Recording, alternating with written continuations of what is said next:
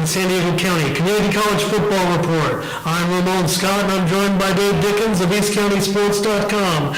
Dave, we're going to have a couple of games this week involving teams from San Diego County. Two of our teams are going to play each other, and this one is going to be played at West Hills High School.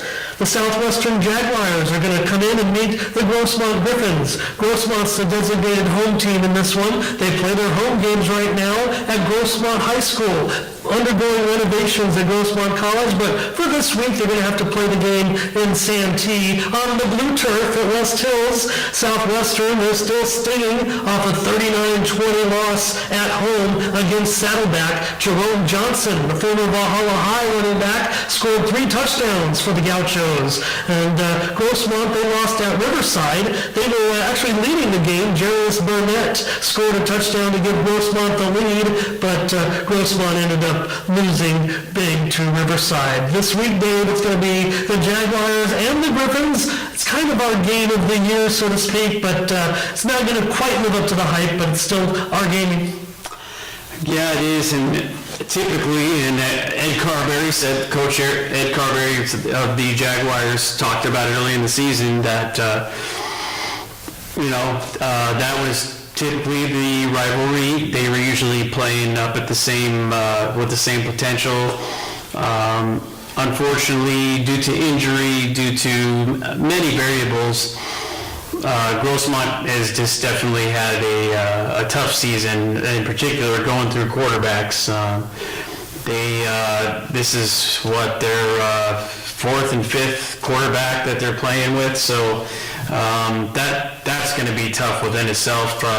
The defense has been okay, and occasionally you see bursts of a good running game. That's been probably their staple, has been a decent downhill runner in Barnett in Jarius Barnett in particular.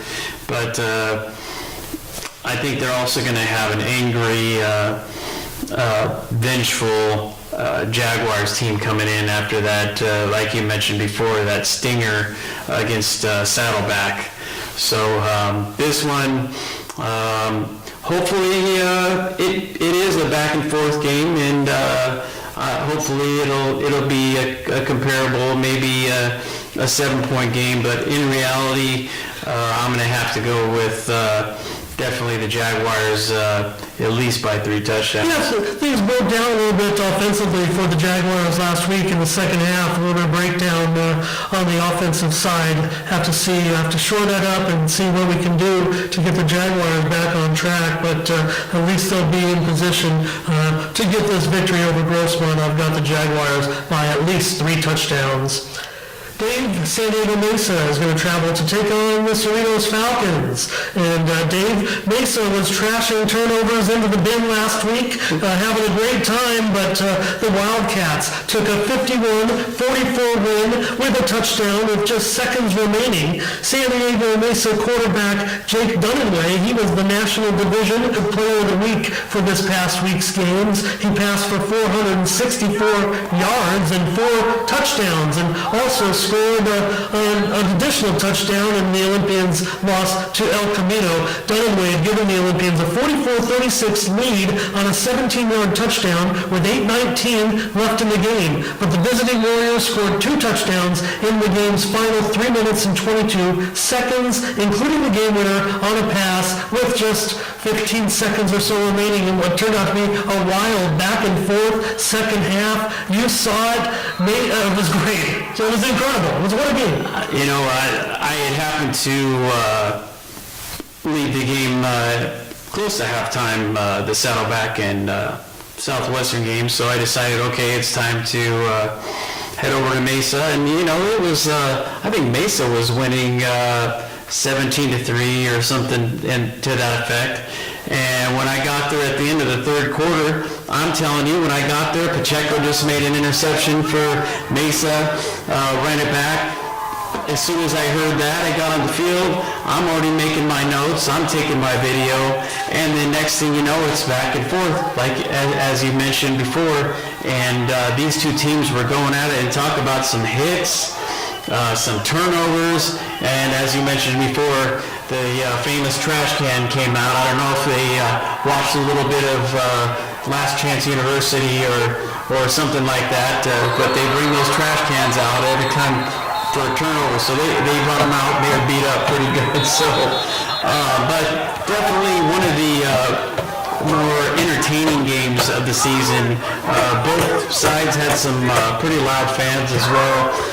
The only thing that we could have done without it is there was a pile of laundry towards the end of the fourth quarter.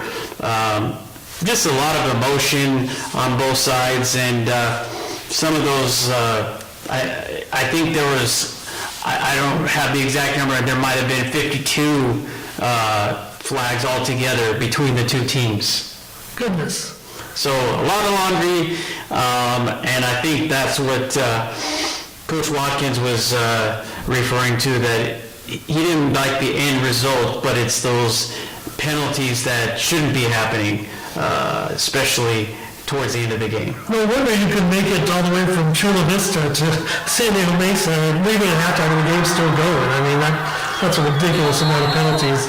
Should also mention that Palomar is off this week. The Palomar linebacker Chris Calhoun was the SDCA National Division Defensive Player of the Week for this past week's games. Palomar's upset win catapulted the Comets to number 15 in this week's Junior College Athletic Bureau State Coaches Association poll. Southwestern is ranked number 13, with some voters no longer voting for previous unanimous number 1 ranked Fullerton. College of the Canyons took over the number 1 spot in the state coaches poll, followed by Butte College. Number 3 is Riverside City College. Number 4 is Ventura. Fullerton has now fallen to number 6, although the Hornets still received more first place votes than every other team in the state put together. So I guess the voters have put Fullerton on probation as well. Yeah, you know, when you don't play by the rules, that seems to happen. It doesn't matter what level it's at, if it's at the NFL, community college, eventually you put your hand in that cookie jar enough times, you're going to get caught. That's just the bottom line. Sorry, folks. That's the reality of things. But for them to drop down to that tells you how normal, everyday people that enjoy watching sporting events want the events to be fair. And with that being said, everybody should play by the rules and be evaluated as such. And so with College of the Canyons, for instance, being up at the top, and after seeing them play, if they're playing by the rules, hey, more power to them. I'm going to just wrap it up on that. The Comets picked a 38-35 upset loss on Escondido, in Escondido over Mount Sac last Friday. As it pertains, Dave, to the game between Mesa and Cerritos, I'm going to go with Cerritos by 4 points. Yeah, I think Mesa's going to bounce back from the loss from last week, and I'm going to take them on the up by a field goal. All right. Well, that's going to do it for us on the San Diego Community College Football Report.